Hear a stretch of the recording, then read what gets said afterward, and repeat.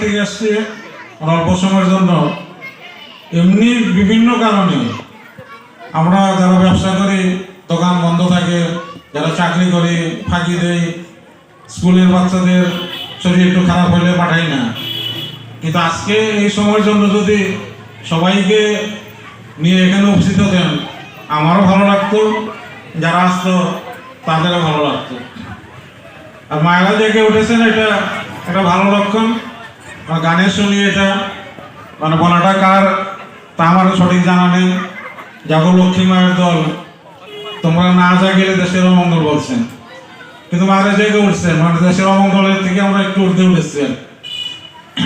কিন্তু সেটা শুধু মানে শারীরিকভাবে না মানসিকভাবে বাস্তবভাবে সেটা আমরা জেগে উঠেছি, সেটা চিন্তা করার ব্যাপার। আমরা মানে একটা জিনিস আমরা লক্ষ্য করি